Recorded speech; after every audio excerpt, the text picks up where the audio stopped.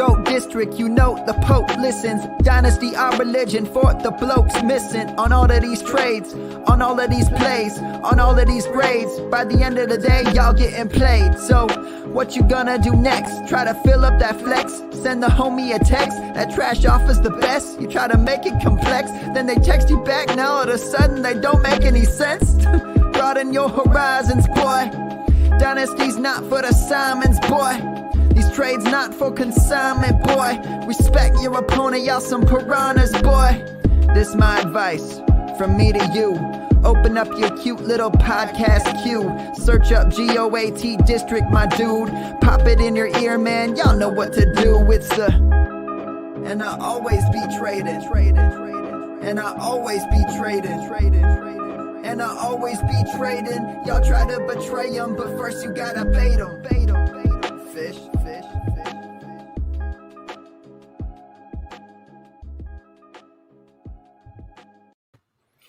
Fantasyland, what is going on? It is your boy, Andrew Schellenberg, at AM Schellenberg on Twitter. We are back for another Tri-Flexin number 3, but a month after the draft actually finished. So we're going to shut down rounds 11 through 20. Theo and I already did 1 through 10 on the first 2 podcasts. Go ahead and catch up on those 2 if you want to hear how our draft started in a lot more detail. But before we get into the finish and rating other people's teams and all this other goodness, let's make sure that we introduce Theo. Theo, partner in crime, the brains and the beauty behind this Tri-Flexin 1250 startup. Theo, what's going on? How are you? Nothing. I'm excited to talk about team. I think we have a really nice team, and it's interesting to look back now a month later as to the processes we had with the picks and how the NFL draft kind of changed our strategy mid-draft. And but I really like this team. I'm happy with the way it turned out. Yeah, and I mean, no better time to review a dynasty startup, maybe 10, 20 years, in the making, right? We want to have a winner 10 the next 10 years. Hey, we're going to review it a month later, right? It's the perfect time to do it. Of course, everything is known. We know exactly how it's all going to turn out, right, Theo? Absolutely. All right, let me pull up our draft board, and we'll kind of recap kind of where we've been. And again, we're doing a dynasty startup. It's the new RotoViz format on the FFPC. Great place to play. What's great about this format, Theo, you and I covered it, the first 2 episodes of the Tri-Flexin series. You have to start 3 wide receivers. It's in the tight end premium. It makes things just a little bit more shallow in terms of getting that right starting lineup and kind of how thin the wide receiver position gets. So I'm showing our draft board. We went through the first 10 picks. Where we wanted to get was we wanted to get a nice, solid foundation, right, Theo? We wanted to make sure we had a couple quarterbacks on the board. In a startup, you can only take 3 max.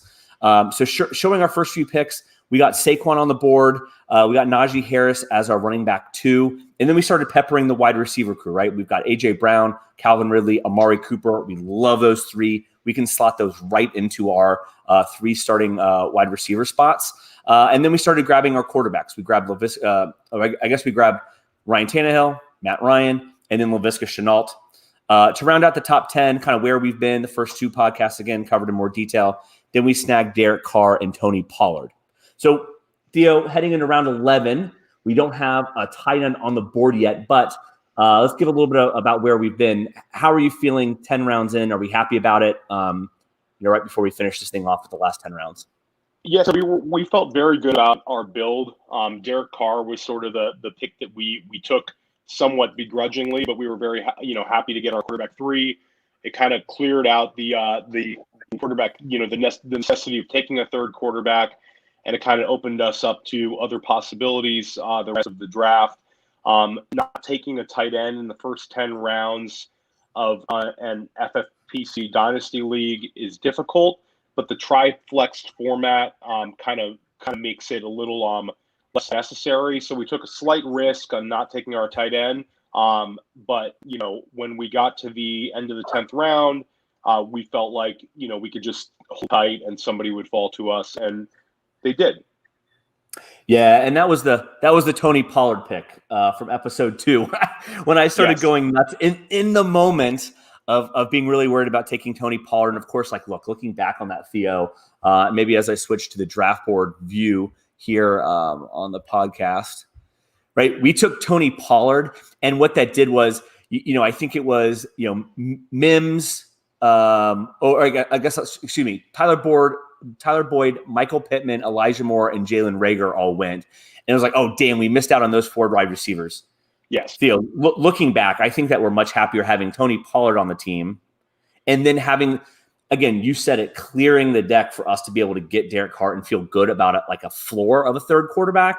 Now, maybe of those, looking back on it, it would be great to have Elijah Moore, but I don't think that we really missed much for all of my whining and complaining over the Tony Pollard pick.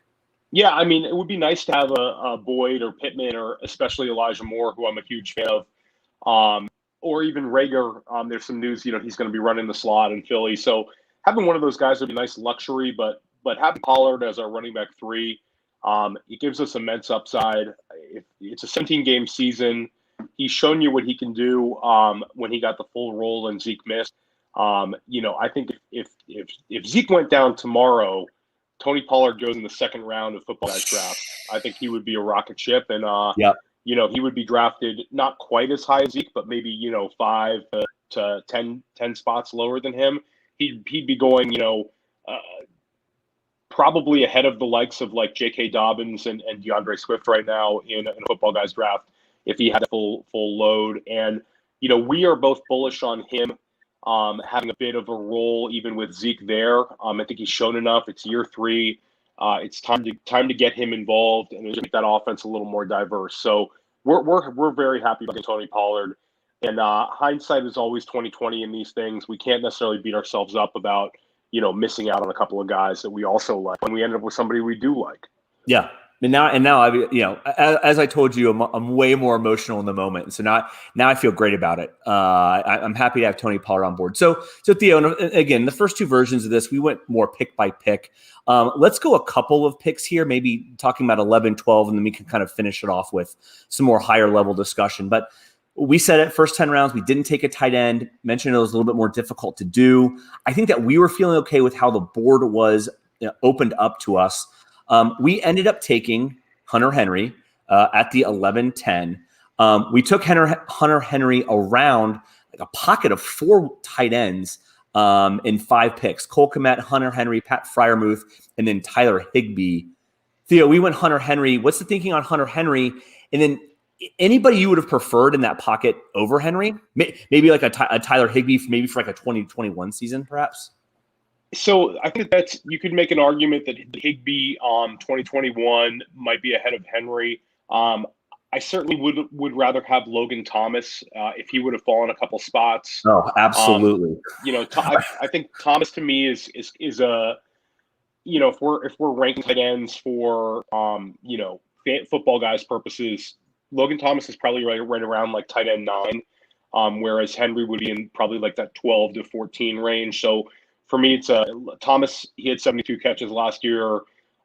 He's in a good offense. But Henry had the Patriots made a big commitment to Henry. He got a $15 million signing bonus to come there. He's still a young player. So I think that there's the fact that John Smith is there kind of makes Henry and Smith somewhat values. You're taking a bit of a risk that the other one's going to, kind of be the main guy. But I think that they'll be in 2 tight end formation, pretty much for the whole year. They're going to figure out interesting ways to get them the ball. Hunter Henry's had some injury concerns over his first few years, but when he's played, he's looked the part. And we both liked him, and I think he offers us enough that we can put him in 2021, knowing that we'll get probably tight end 1 production. And hopefully he's a guy that has a nice, 2-3 year stretch and plays out his contract well for the Patriots. So I'm happy with it. Pat Freiermuth, I think a year from now, we might say, Freiermuth is the real deal. He might shoot up like a rocket ship, but for year one, he's going to be in a timeshare with Eric Ebron, and there's 3 wide receivers of note in Pittsburgh. Plus Najee's going to hopefully catch 65 passes for us. So Freiermuth, to me is one that I would like to have, but I don't think you can take Freiermuth as your tight end one in this unless you're kind of punting year one in a productive struggle. So Yeah, Henry was fine. And of course we're not, right? I think that we're going for it. I think we feel good about the long-term prospects, but I also think that we have a competitive team here in year one. And when you say tight end one, to me, after you get off those top 4, top 5 guys, especially if you think about, as you said, in that football guys ADP, Theo, I'm hoping for like a tight end 15 season. I would accept that on a winner, right? Like you promised me he finishes as a tight end 15, and I'm hitting accept on that all day long. Yes, please. Yeah. It's sort of like last year. There was so much parity at the tight end position between like tight end 5 and tight end 20, where you might get like 2 more points per game out of having like TJ Hawkinson versus having Hawkinson was like 11 points a game, and he was right up there. Tanyan was like 11 points a game. So it's like you said, it's if you don't have one of the elite tight ends, then you can survive with a guy like Henry. This is no excuses, right? But this time last year, Logan Thomas wasn't being drafted. We're going to have a fab run before the season starts, and when we're going to have access to this year's Logan Thomas if he presents himself over the course of the training camps and preseason. So I like Hunter Henry. He's the perfect floor. I'm glad we didn't reach. I love the spot in this draft to start grabbing your tight end.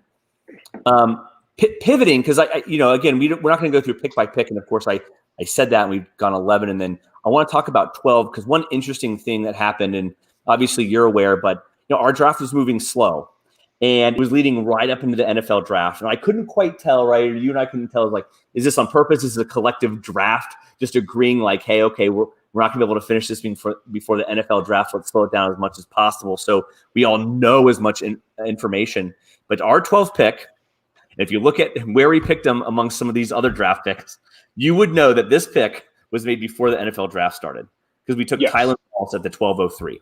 So let's talk about Tylan Wallace in the sense of if he's our biggest regret in the draft, and I've moved off of Tony Pollard being a regret, love that pick now.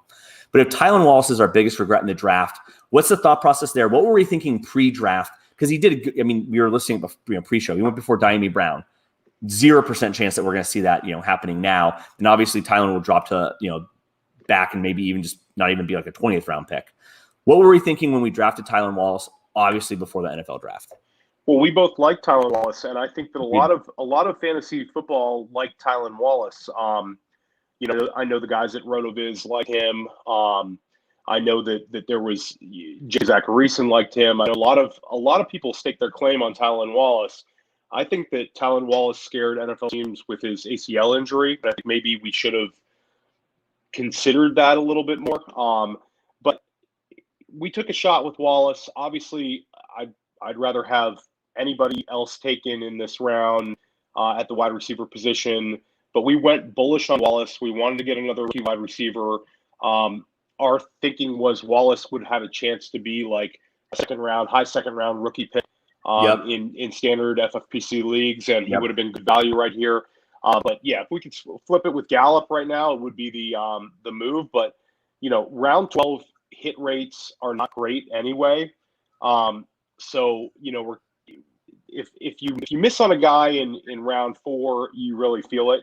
But if you miss on a guy in round 12, you can kind of live with it. So we Tylan Wallace going in the 5th round was pretty horrible for us, but we're texting the whole draft. Is it going to be him? And of course, then he goes to the Ravens to top it all off. Theo.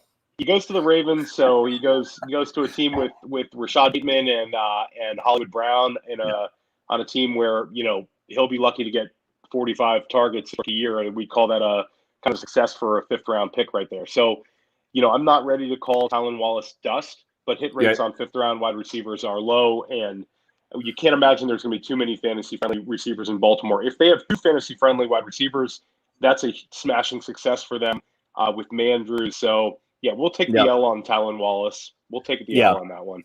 Well, let's just hope he makes the opening day roster, and then we'll go from there and see how the value progresses. Yeah, and like you said, if you could potentially be cutting Tylan Wallace, and but like I said, we're not sitting back passively, that the first waiver wire run for any league you do is always super productive. I mean, the last couple of years, you can think of like Darren Waller went on, the early waiver wire runs. Terry McLaurin went on early waiver wire runs. DJ Shark, this is 2 years ago. Yeah, James Robinson. Yeah, James Robinson last year. I mean, you can name your Logan Thomas, Robert Tonyan. A lot of these guys were waiver wire picks. So, we won't really overthink this one. Tylan Wallace, we'll move on from him. Absolutely. So the draft does start. Let's skip a round. So we're going to please the people. We're not going to go through every pick. Skip a round. 14th round is when the NFL draft starts. I love the beginning of this round. It wasn't our pick, but I love the Jordan Love pick. I think this is when the Aaron Rodgers news was going crazy on the NFL draft day. But you and I are on the clock as the draft starts. We're sitting on it. We knew with the wide receivers left on this particular draft that probably, what was left was not going to be a day one wide receiver. But we did react to the draft, Theo. There was a particular draft pick that made us go a certain way at 1403. Why don't you talk about that and kind of like what you and I were thinking almost immediately once the NFL draft pick was made? So Justin Fields goes to the Chicago Bears, and we, immediately we already had Darnell Mooney in our consideration for the 14th round. We had grabbed Nyheim Hines a few picks before, which we were happy about as like a nice lore play running back to add to our depth. So we wanted to go back to wide receiver. And Mooney went from a consideration to a guy that we were kind of excited about taking right here. He had success in year one. He's a true deep threat. I think he offers a lot of what, you get from a guy like Hollywood Brown or, Henry Ruggs 2 rounds earlier. He's very fast. He's a second-year player, and now he looks to be, in a great situation with Justin Fields. I think Mooney has a chance of being a wide receiver 3 this season. I think that's a realistic bet. I think he could certainly not crack the wide receiver 3 range, but I think that his skill set matches up with Fields, and we absolutely reacted with draft, and we got a young player that we think has some upside. So yeah, we were stoked to get Mooney right there in the 14th. Fields, deep ball thrower. Mooney, a ton of air yards last year, just never connected. Deep ball artist. So let's see what happens. So at worst, he's. I think that he makes our 20-person roster, and I think that we're pretty happy if we've got, we're using him as a injury week fill-in, or if he's our wide receiver 5, if we're starting 2 wide receivers in our flex. I think that we're pretty happy with that. Absolutely. Yeah. So again, we're now getting better information, Theo, as the draft progresses. I think that we're thinking, somewhat along the lines of, okay, let's target some day 2 wide receivers because a lot of the running backs, just quite frankly, were either already drafted or the ones that are going now that in the NFL draft are going way too late. So we've got a little bit of information on the board. I think that ultimately, Theo, you and I had 3 day 2 wide receivers on our mind: Anthony Schwartz, Dwayne Eskridge, and Josh Palmer. Now we went 2 of those 3. Once you kind of like walk through which ones that we went and kind of like why were we thinking that, maybe we just take that one by one and we kind of leave the odd man out and we can discuss him last. So 15th round, I think we talked about the 3 of them. All 3 of them went on day 2, and it came down to Esprit versus Schwartz, and we went with Schwartz based on his youth. Eskridge, we kind of liked about as much, but he's 24. Schwartz is 20. And the situation that Schwartz is in, the guy runs like ridiculous speed. He's like a 4.29, some say 4.25. And Auburn used him in creative ways. He had some rushing attempts. So to me, I think he's got a chance to help the Browns from day one. And if you look a year from now, his stock might rise a lot because Jarvis Landry and Odell Beckham are both 28 years old. So Schwartz has a chance to build a role in Cleveland. I like Eskridge. If I'm drafting a redraft team and I'm taking a shot on a guy or a underdog fantasy team, I'm taking probably Eskridge over Schwartz. But I think that Schwartz is got a really chance to I think he's got a chance to be a better NFL player for his career long term, and he's a guy that we were happy to get. Especially in the 15th round. Yeah, and I think, we talked about hit rates in the 12th round, 15th round. We're just wanting to take these day 2 shots. And I think that's exactly where we're at from a mindset perspective. Yes. Okay, day 2 wide receivers, the running backs on the board, they're not going to do much for us. Let's take some of these shots that, potentially could they turn into alphas. And maybe that was our second pick is the true could be an alpha. Anthony Schwartz, Kevin Stefanski, you mentioned it. I think that he can be seen to get his players in creative positions. I think he did a great job with the Browns last year. Hopefully for our purposes that continues. And again, a little bit higher expectations than Tylan. I'm really, obviously he should make the opening day roster if he's a day 2 wide receiver. But interested to see where that goes. I can already tell you, Theo, he's going to be the player that we're talking about that first waiver wire one. And I'm like, hey, Theo, let's ditch him. And the second I say let's ditch him, he's going to be an absolute monster starting in week 5. So just I'm putting the claim on him right now that I'm going to screw up the management of him as we go through this roster. So just be aware as I'm thinking of players I'm gonna mess up on. Yeah, absolutely. There's got to be a little bit of patience with a 20-year-old wide receiver in a Browns offense. Yep. All right. So we didn't go Dwayne Eskridge. We ended up getting Josh Palmer in the 18th round. I gotta say, of our back half picks, he is the sexiest pick I think that we took. I absolutely love it. The fact that the Chargers organization kind of sees something in him is thinking about their young quarterback in Herbert and saying, okay, I think that he could be an alpha, especially with Mike Williams potentially leaving after this season. I absolutely love this pick, and I think, Theo, I'm going to have a lot more patience with Josh Palmer than I will Anthony Schwartz. Yeah, so it's funny. Palmer was, did well at the Senior Bowl. He's big. He's strong. He had success against elite cornerbacks this year, but his overall stats are kind of shitty. But the Chargers liked him enough. Yeah, he was one of these guys where you can't really go by their stats. He had poor quarterback play at Tennessee. But his senior year, he stood on film, and the guy also he went. I know we're both in a lot of non Tri-Flex Dynasty leagues for FFPC, and Palmer was a very funny guy because in rookie drafts, I saw Palmer go in the second round once or twice. I also saw him fall to the 4th round, but people who liked Palmer are really being aggressive with Palmer. So for us to get him in the 18th round, and again, he went in the second round in one of my 750s with a pretty sharp owner took him in second round, late second. So the idea with Palmer is a year from now, he might be the number 2 target. I take that back. He'd be the number 3 target because you have to give respect to Eckler, but he'd be the number 3 target to a quarterback we all love. And Mike Williams certainly does not look long for the situation in LA. So Palmer has a shot. He's a 3rd rounder. So 3rd round hit rates are not fantastic, but they're okay.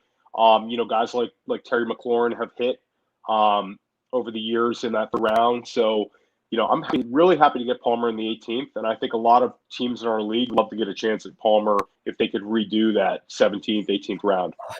Totally agree. I mean, I think that was the beauty of it is, I switched to our team view. We're going to go back to the draft board really quickly. I think if you look at, some of the people that were going, a lot of the other wide receivers that were drafted late, after Josh Palmer, were kind of going around him.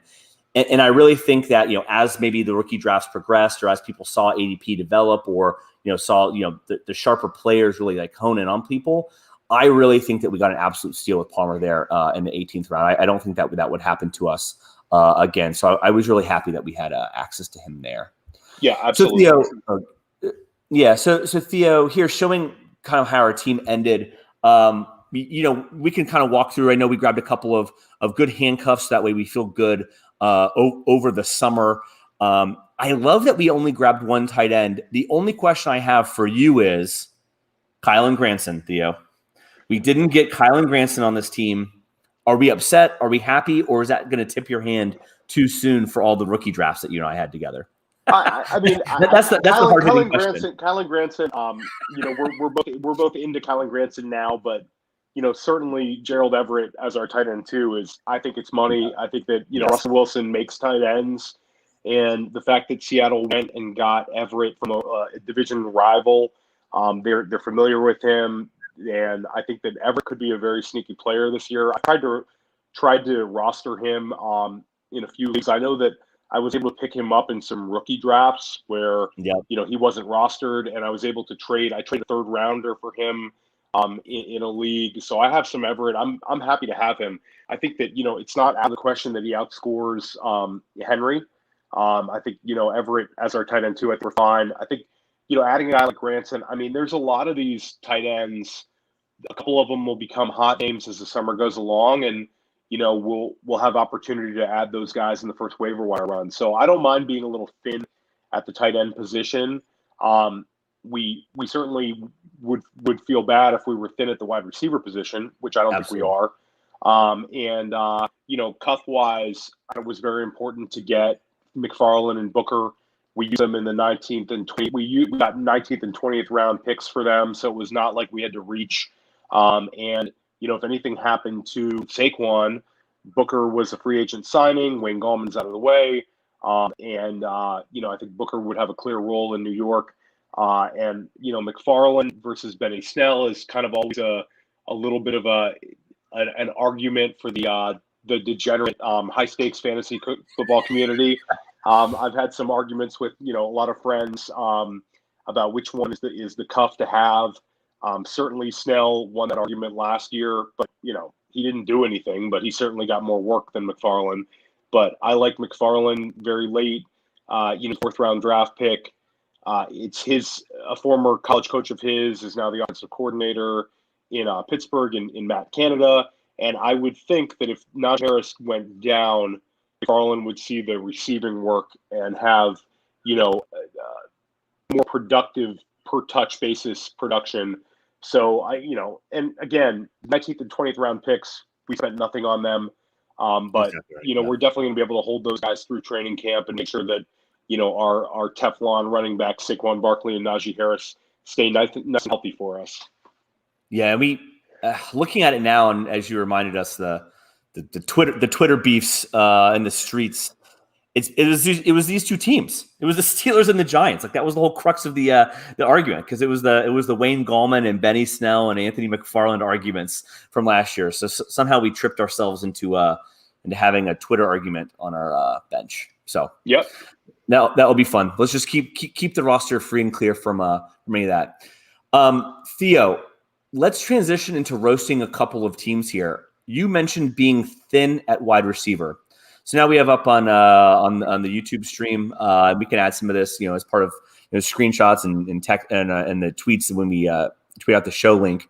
But let's start with our boy Diddy Wing 2. Must be his second team here.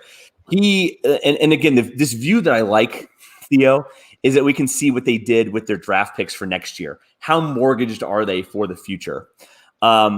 We've got Diddy Wing 2 here, who doesn't have his first through fourth draft picks next year. That's okay. Look, first, second, that's what I'm really concentrated on. I don't know about you, Theo.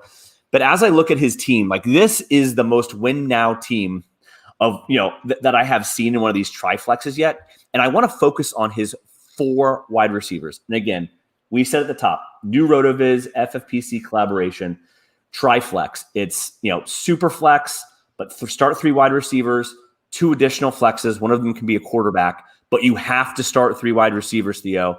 This guy drafted, my boy Diddy Wing, drafted 4, Keenan Allen, Henry Ruggs, Allen Robinson, Marquez Valdes-Scantling. Let's just start there. Because look, the rest of the team, he's got some studs. But you're in a tri-flex draft, 3 wide receivers. What are we doing here, Theo? Diddy Wing has an interesting team build. I'm pretty sure that the Sean Siegels and Dave Cabins of the world in RotoViz would not like the team build here with only 4 wide receivers. I think that they might throw up if they saw this team build. Listen, it's and I don't know who Diddy Wing is. So if he listens to this, by all means, come on the show this year. But come on the pod to discuss. So another thing I'll take issue with. Russell Wilson and Aaron Rodgers is a great combination of quarterbacks, but his quarterback 3 is Kyle Trask. I would like a quarterback 3 that if I'm going to take a young quarterback 3, I'd like a guy that is, more guaranteed to play. I like having a quarterback 3 that I can plug in if there's an injury. If an injury happens to Russell Wilson or Aaron Rodgers, he's going to end up having to cut Kyle Trask to add another quarterback to fill, so he has 2 quarterbacks starting. And then in terms of the running back position, listen, the guy got Travis Kelce's fantastic. He's going to have a fantastic year. Allen Robinson, Keenan Allen, beautiful. That's a beautiful build. And Henry and Elliott, but his team is so top heavy. He's going to need Zach Moss to be David Montgomery this year. And he's going to need Marcus Valdes-Scantling to be a wide receiver 3 and Henry Ruggs to be a wide receiver 3. And then he can, kind of prove everybody wrong. But basically sacrifice the future to win now. If I'm going to win now, I'm not taking Kyle Trask. And just based on this format, I absolutely need wide receivers. And like we discussed, it's difficult to find wide receivers on the waiver wire. Even that first waiver wire run, there's not going to be a whole lot of guys who are just going to pop in training camp. You're going to say, "Ooh, I need to grab them." The fact that there's 3 wide receivers you're starting, most of the teams in our league kind of were like us, and they end up with 6+ wide receivers. I mean, in this format, you could roster 8 and kind of talk yourself into that. You cannot have too many wide receivers in the league, and you certainly can't be with 4. So Theo, you don't even know, but that's a beautiful transition. All right, so that was mean. We dumped on Diddy Wing. Diddy Wing, come on the pod to discuss. Yes. Let's transition to Giles of the Trees Dino, also number 2. He took 1, 2, 3, 4, 5, 6, 7, 8. I'm still going. 9, 10, 11, 12 wide receivers in this format, Theo. Before we get to it, he has George Kittle as his only tight end in 3 first-round picks next year. I'm going to start off by saying I like this build. I like some of the I like the wide receivers he took. So I gave you numbers. He took DJ Moore, Cortland Sutton, Odell Beckham, Brandon Cooks. That's great. Diami Brown, Jalen Waddle, and Deontay Harris, and maybe you get something for Paris Campbell. He's got AB mixed in there. Robbie Anderson, I skipped over. He's got a great core. He can start 5 of those and probably will start 5 of those wide receivers. And even if he's not starting those 5 receivers in this format, and I'm going to say it for the 69th time today, you're starting 3 of them. When our friend Diddy Wing is in a lot of trouble, Diddy Wing is going to have to further mortgage himself or just sit on the sidelines. And I think Giles is going to be pretty liquid in value that he can then ship around the league here. What do you think, Theo? I think Giles had a great strategy and he followed it through in the entire draft. And if you're going to go naked at tight end and go with only 1, George Kittle is certainly one of the better tight ends in the league. He's going in the top 15, 16 picks of a lot of these football guys' drafts. So he's got a foundational tight end. Quarterback-wise, he's got guys, we loved Matthew Stafford. I think Stafford and Brady are quarterback 1s this year or right around there. And Deshaun Watson, there's 2 ways to look at Watson. Either he stole Watson and Watson's only going to be suspended a few games or not at all, and Watson will come in and have great production. Or you look at Deshaun Watson as a future first-round pick. And it's kind of like a guy he's stashing. And then running back-wise, he has Aaron Jones, which is great. And then he has David Montgomery, who we're not huge fans of, but he's going to be a running back too. And then I like how he was able to add Gaskin and Malcolm Brown. And so he's got the Miami running back locked up. And he's got Gus Edwards. So Giles is a team to be reckoned with in this league. Yes. I also like how his wide receivers, he has Antonio Brown, Brandon Cooks, and Odell Beckham, and Robbie Anderson. So he's got some productive veterans, and he's able to mix them in with Jalen Waddle, Deontay Johnson, Diami Brown. So he's also got Nico Collins too, and Cortland Sutton, Sutton and DJ Moore. The guy's loaded. So Giles has a hell of a team. that's going to be a tough team for us to beat. I still think, we can absolutely beat him, but he's got a really, really well-built team. Yep. All right. So let's just take a quick look at another team who mortgaged their future, and then we'll kind of get to some of the friends of the pod, if you will. This is Multi's pack. The key thing that he did, and we talked about it a little bit, is his start. I think I loved. He traded up. He got the 102. I like being aggressive, although, and Theo, this is where I want your thoughts. This format, where I think that you're going to, it's going to be shallower in terms of the free agent pool, or who's available to start, because there is also no kicker in defense. He had Patrick Mahomes, Josh Allen, and then he got the Dalvin Cook start. Now he is a little bit older across the rest of his roster. He is mortgaged for the future. I loved his start, Theo. But then I think that he fizzled out in terms of where I would have taken it, in terms of like purposely trying to add some level of youth on the back end of the roster. And I just don't think that he did. I just think he went old throughout. And I don't think he mixed in much youth upside to help protect him for his mortgaged future. So where are you thinking with this one? Yeah, I mean, I think his window is very – so I will say that having Josh Allen and Patrick Mahomes kind of covers up a lot of issues in a super flex format. So while he's rebuilding his team, he has two quarterbacks he won't ever have to touch. So he took, just as a refresher, he took Patrick Mahomes and Josh Allen with the first two picks in the draft. So I think he had the first pick and he traded up to get pick 2. So he took those two quarterbacks. Then he aggressively got Dalvin Cook.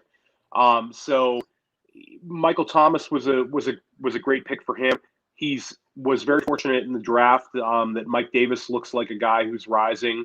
On the flip side, Melvin Gordon, you feel a lot worse about with Javonte Williams there. So I like this kind of win now a little bit more because he has the strength at the quarterback position. But again, his window is small, but he certainly could put it together. I don't love the team, but I certainly like the aggressive nature of getting, the two guys you really want at 1-2. And then, we both love Dalvin Cook. So I could see this team making some noise. Not a fan of tight ends. I think Tanyan's going to regress. And, Herndon at this point. Is he rosterable?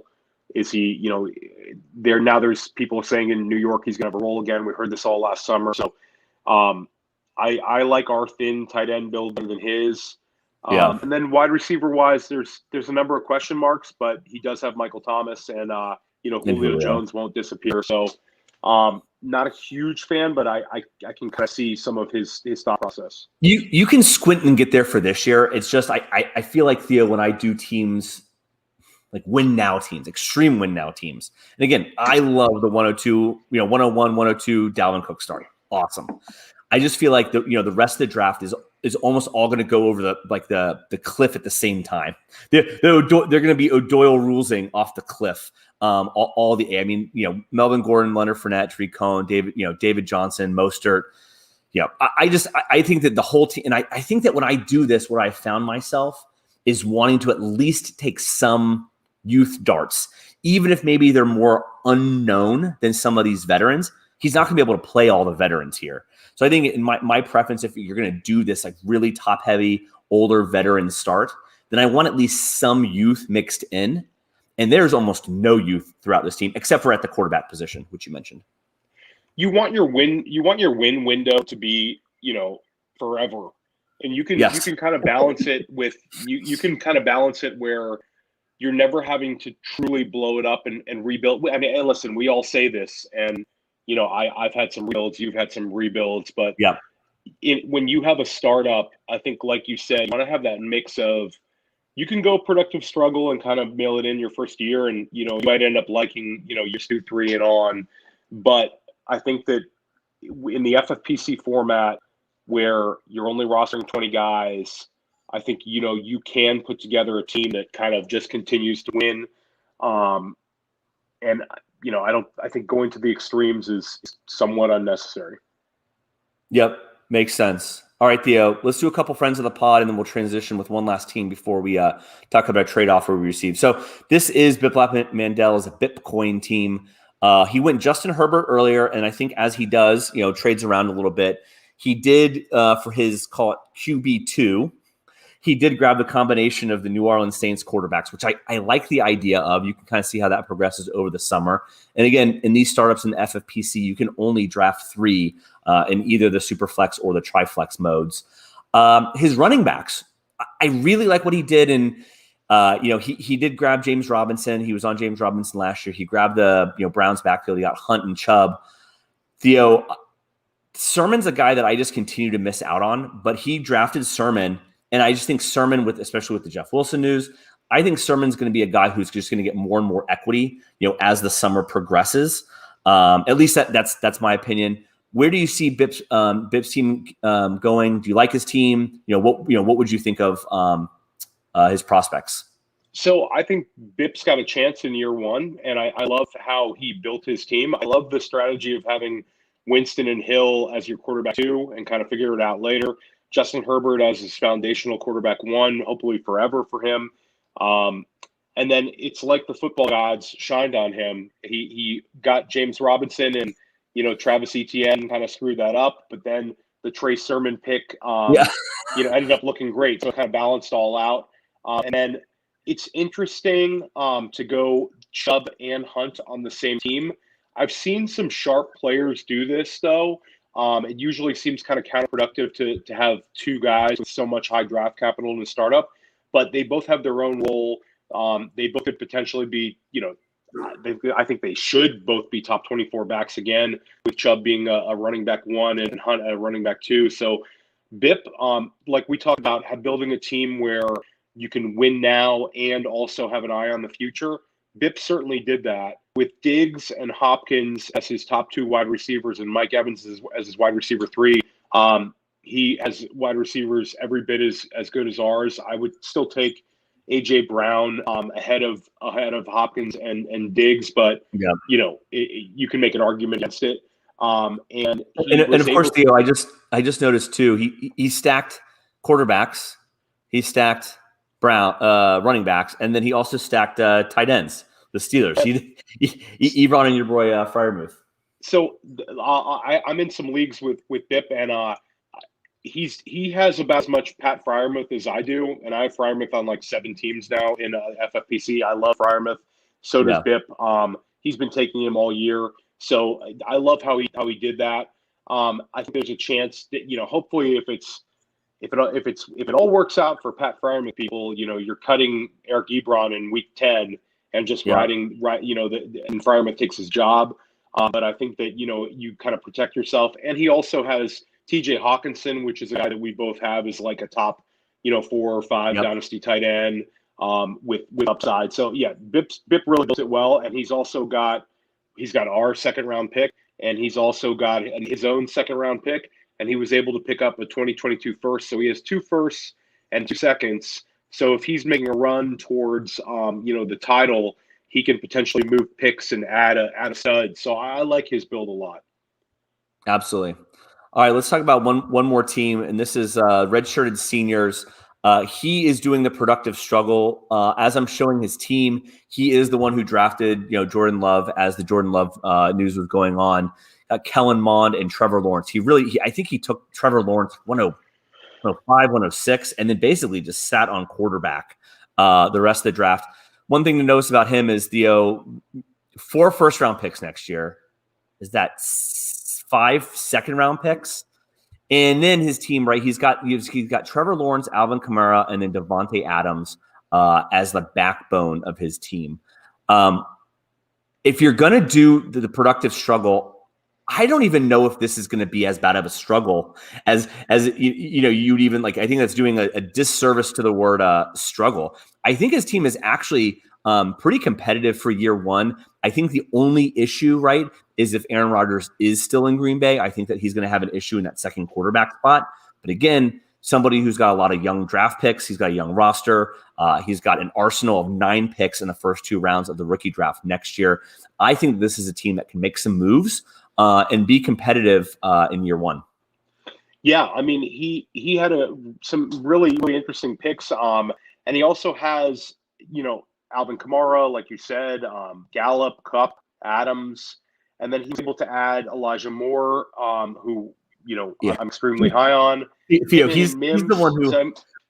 He's the one who he got us. He pranked us after the Pollard pick. He's the one who went the Pittman Elijah Moore back to back. Dagger in the heart. Yeah. Yep. He certainly spotted the value and he took it there. And he's got a hell of a build. He's got a lot of picks for 2022, and he has a year from now. Trevor Lawrence could be a top 5 pick. I'm not quite sure that Trevor Lawrence is going to have as dominant a rookie season as some do, but you can't deny the talent and the situation where he's going to have opportunities to shine. And he's got, veterans who he got Gallup at great value, I think. Gabe Davis, he got at great value. Tight end wise, he's got, Logan Thomas, who we both like a lot. He got Ferkser at great value. Redshirts could have a year. And again, he's got all those picks. So if he looks like he's competing for the championship, he can offer a first and a second and pick up a stud veteran to fill a spot, even a quarterback you trade for. And again, I think that I'm in minority that I think that the Rodgers situation will work itself out, and I think he'll be the Green Bay quarterback this year. So Redshirts will be in a little bit of a bind for his quarterback too. But with all those picks, I think he'll figure it out. And to connect back to our first review and be a little bit mean again, he's got Diddy Wing's first and second round pick. So, yeah, certainly. So things go wrong for Diddy. For things to fall apart for Diddy Wing, and it would just be if that pick turns out to be a high one for Diddy Wing too. I mean, Redshirts is looking good. That's right. All right, so let's transition away from Redshirts, or at least to a trade he offered us. We can pull that trade up now, and this will be our kind of last segment for the night. So Redshirt did send us a trade offer. It's Devontae Adams for our Calvin Ridley, Tony Pollard, and 2022 first round pick. I'll just start with one nonsense comment, and then Theo, again, you're the brains and the beauty. Hey man, after I spent the last month convincing myself that Tony Pollard was the right pick and that I didn't want his Pittman or his Elijah Moore that he got, I'm certainly not just flipping Tony Pollard back. I don't even know if I would do, and again, not a serious comment, I don't even know if I would do, after all that convincing of myself, Devontae Adams straight up for Tony Pollard. But Theo, where are you thinking for this deal? Because I think that you're much more measured and serious. I love Devontae Adams. I had a 500 where I traded 1.05 overall and 1.07 overall in a rookie draft to get Devontae Adams and a 2022 third, which I thought was good value at the time, and I still would make the trade despite the Rodgers rumors. I think Devontae, with Jordan Love or with any quarterback Green Bay throws out there, Devontae Adams is a wide receiver one anytime he steps on the field, and he'll get peppered with targets. But this is too much to give up for him. Calvin Ridley, we feel great about Ridley's situation, whether Julio's there or not. Ridley's going to have a great year. I think that having 160 targets for Ridley this year is not out of the question. He was in the 140s last year. I think he's going to put up like Stephon Diggs-like targets this year. And Pollard, we're both high on. And then to add the first round pick, I mean, it's not happening. I'm not sure I would do it with Pollard and Amari Cooper in the first round pick, let alone Ridley. So it's a no for us. I don't know. But let's hit reject live here, Theo. First of all, let's hit reject. All right, now that that's done, right? Wait, hold on. First of all, should I have even hit reject? Yeah, of course. Yeah. Theo, the good news for our league mates, if they are listening, is we did already pay our 2022 deposit. So our first round pick for the right value is available. I just don't think this is the right value for us. No, I mean, listen, and if it comes down the line and we have a chance to win and it's a matter of getting, Devontae Adams for 2022 first and Laviska Shenault, that's something that I would do. But again, Ridley's a foundational player for us. Absolutely.